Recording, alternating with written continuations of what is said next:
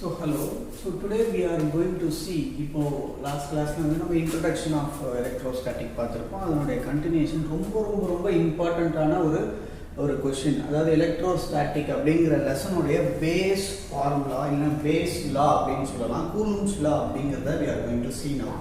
So 1786ல Coulomb அப்படிங்கறவர் என்ன பண்றாரு is deducing an equation or it is deducing an expression. என்ன இதுல இருந்து deduce பண்றாரு அப்படினா ஒரு சில இது கன்சிடர் பண்ணிக்கிறார். என்ன consider பண்ணிக்கிறார்னா is considering two point charges namely q1 and q2 which is separated by a very small distance of r, or simply we can say it is a distance separation is r. Now what he is telling to us is in the first second charge in the q2, in the q2 க்கு மேல இந்த q1 ங்கற charge எவ்வளவு வந்து force கொடுக்குது, அந்த force ஓட direction என்னவா இருக்கும் அப்படிங்கறத he is going to tell in a very simple manner. So என்ன ஃபார்முலா அப்படி பாத்தீங்கன்னா ஜெனரலா f is directly proportional to q1 q2 by r square. general formula f is directly proportional to q1 q2 by r square. அப்படினா force வந்து is directly proportional to product of their charges. இந்த charges உடைய அளவு அதுக்கு directly ப்ரொபோர்ஷனலா இருக்கு, இல்ல மேக்னிட்யூடுக்கு directly ப்ரொபோர்ஷனலா இருக்கு. இப்போ சார்ஜ் வந்து எனக்கு அதிகமாக, அதோட வேல்யூ வந்து எனக்கு அதிகமாக அதனால ஏற்படக்கூடிய ஃபோர்ஸ் எனக்கு என்ன ஆகுது, அதிகமாகுதுன்னு அர்த்தம். And it is inversely proportional to square of the distance between them. And it is inversely proportional to square of the distance between them. என்ன அர்த்தம், எனக்கு இந்த r எவ்வளவுக்கு எவ்வளவு கம்மியா இருக்கோ, if my r is very low, then there will be a more force. ஏனா inversely proportional. Suppose if my r distance of separation is very large, then automatically my force value will be very low. So this is the basic concept. And the proportional design we are introducing a constant which is called as k, and this k value is nothing but 1/4 pi epsilon r. என்ன சொல்றோம்னா நம்ம இந்த setup, இந்த point charges நம்ம we are telling it in a free space or in a vacuum. So அதனால இந்த mu நாட்ங்கிறது permittivity of the medium or free space அப்படிங்கறத நம்ம சொல்றோம். So this k value is alone, அதுக்கு ஒரு constant value இருக்கு. எல்லாமே constant, 1 4 pi epsilon naught எல்லாமே constant. So my constant value is for k is 9 to 10 power 9 newton meter square and coulomb power minus 2 அப்படி நம்ம சொல்லி முடிப்போம். So this is called as Coulomb's law. சிம்பிளா என்ன சொல்றோம், இந்த சார்ஜ் இருக்கு, இந்த சார்ஜுக்கு மேல இந்த சார்ஜ்னால எவ்வளவு ஃபோர்ஸ் ஏற்படுது. சோ அதனால நம்ம பாருங்க ரெண்டுமே பாசிட்டிவ் சார்ஜஸ், அப்ப ரிப்பல்ஷன் தான் நடக்கும். கரெக்ட்டா? அப்ப இந்த ரிப்பல்ஷனால நம்ம ஏர் மார்க் என்ன பண்ணிருக்கோம், வெளியில போட்டுருக்கோம்.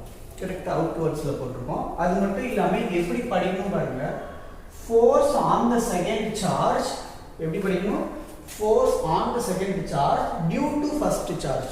Force on the second charge due to the first charge அப்படினு படிச்சிருக்கோம். லாஸ்ட்ல வந்து யூனிட் வெக்டார் போட்டுருப்போம், நம்ம டைரக்ஷன் r1 ல இருந்து 2 க்கு போகுது, 1 ல இருந்து 2 க்கு போற டைரக்ஷனை போட்டுருப்போம் நம்ம. So this is called as your Coulomb's law, very simple.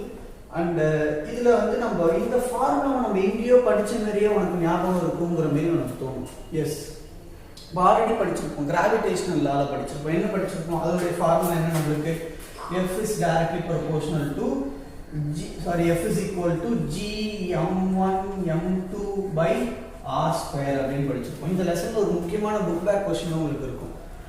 என்னன்னா வந்து compare or what are the difference between Coulomb's law and gravitational law அப்படினு சொல்லி நம்ம படிச்சிருப்போம். சோ இது ரெண்டுத்துக்கு என்ன வித்தியாசம், எல்லாமே பாருங்க ஒரே மாதிரி இருக்கு. இது பாருங்க f force to force, இங்க k ங்கற ஒரு கான்ஸ்டன்ட், இங்க g அப்படிங்கற கான்ஸ்டன்ட். q1 q2 சார்ஜஸ் எடுத்துக்கிறீங்க. இந்த இடத்துல என்ன எடுத்துக்கிறோம், we are taking charges. இந்த இடத்துல என்ன எடுத்துக்கணும், நம்ம மாஸ் எடுத்துக்கணும். so this is charges and this is mass. மிச்சபடி எல்லாமே சேம் பாருங்க. f is equal to k q1 q2 by r square, f is equal to g m1 m2 by r square. so almost எல்லாமே உங்களுக்கு என்னது சிமிலரா இருக்கு.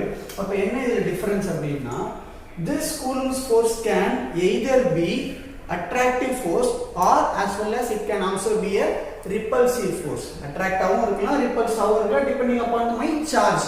but this gravitational is always attractive force அப்படி நம்ம சொல்லிருக்கோம். so first point, first ரெண்டு மூணு points வரும். அடுத்து என்ன சொல்றோம்னா, மீடியம் எது டிபெண்ட் பண்ணி இருக்கு, எது டிபெண்ட் பண்ணி இல்ல. நெக்ஸ்ட் பாயிண்ட் நம்ம படிச்சோம்.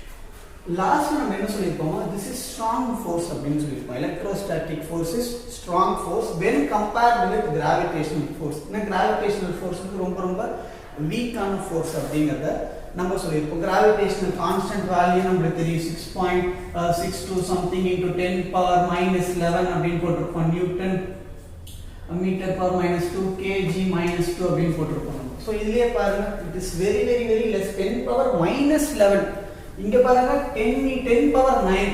அப்போ இதுல இருந்தே நம்ம அந்த பவர் வேல்யூ வச்சு நம்ம சொல்லிடலாம். நம்ம வந்து charge value, mass value, distance of செப்பரேஷன்லாம் நீங்க எதுவுமே சப்ஸ்டிட்யூட் பண்ணாம you just simply see the power value 10⁻9 and 10⁻−11. இப்போ இத வச்சு நம்ம சொல்லிடலாம், this is strong force and this is comparatively it is very or it is weaker force அப்படின்னு சொல்லுவோம். So this is Coulomb's force அப்படிங்கிறது ஒரு தனியா ஒரு क्वेश्चनா கேட்பாங்க.